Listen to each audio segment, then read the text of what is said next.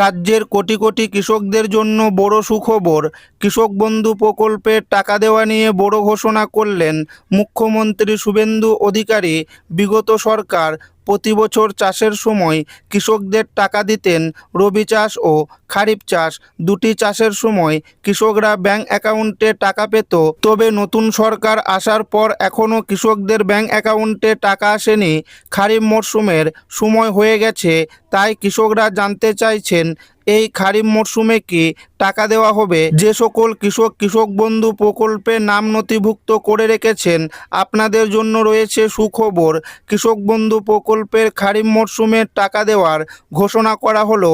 তবে সকল কৃষকরা খারিফ মরশুমের টাকা পাবে না। তো কৃষক বন্ধু প্রকল্পের খারিফ মরশুমের টাকা কারা পাবে, কারা টাকা পাবে না, সমস্ত কিছু জানিয়ে দেব আজকের এই ভিডিওটিতে এবং আপনাদেরকে প্রমাণ সমেত দেখাবো।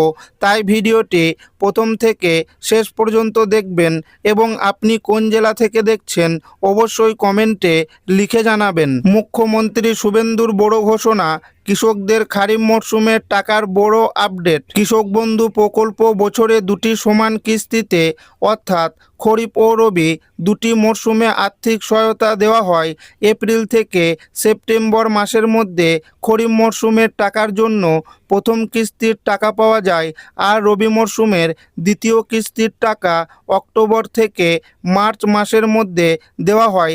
যাদের 1 একর বা তার বেশি চাষযোগ্য জমি রয়েছে তাদের বছরে 10,000 টাকা করে দেওয়া হয়, আর যাদের 1 একরের কম জমি রয়েছে তাদের বছরে 4,000 টাকা করে দেওয়া হয়।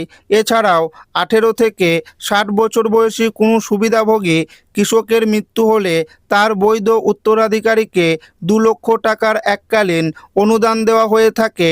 কৃষিমন্ত্রী দুধকুমার মণ্ডল বলেছিলেন, এই কৃষক বন্ধু প্রকল্পে তৃণমূল সরকার থাকাকালীন প্রচুর দুর্নীতি ও অনিয়ম হয়েছে।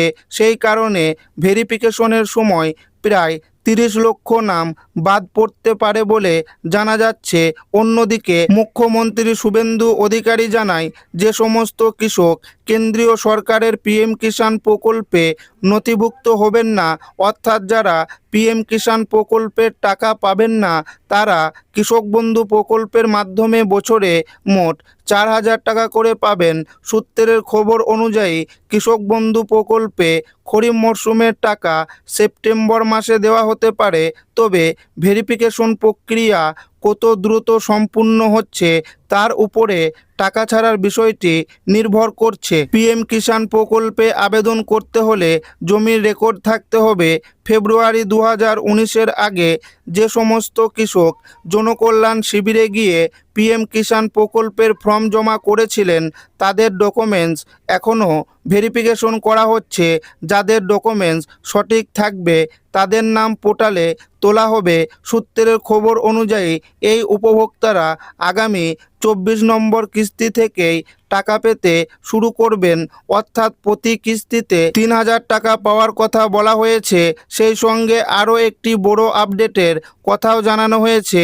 আগে পিএম কিষাণ প্রকল্পের মাধ্যমে বছরে 3টি কিস্তিতে মোট 6,000 টাকা দেওয়া হতো, কিন্তু এবার বছরে 3টি কিস্তি মিলিয়ে মোট 9,000 টাকা করে দেওয়া হতে পারে বলে তথ্য পাওয়া যাচ্ছে। সেই সঙ্গে কৃষক বন্ধু প্রকল্পের আর্থিক সহায়তাও ভবিষ্যতে বাড়তে পারে বলে শোনা যাচ্ছে। কত টাকা বাড়তে পারে সেই বিষয়ে এখনও কোনো নির্দিষ্ট আপডেট আসেনি, তবে আগামী দিনে কৃষক বন্ধু প্রকল্পের আর্থিক সহায়তা বাড়তে পারে এমন খবর পাওয়া যাচ্ছে।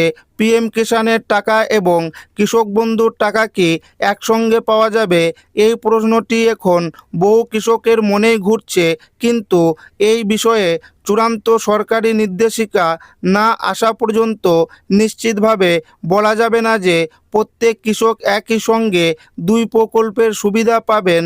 যোগ্যতা তালিকা এবং সরকারি নিয়মের উপর বিষয়টি নির্ভর করবে।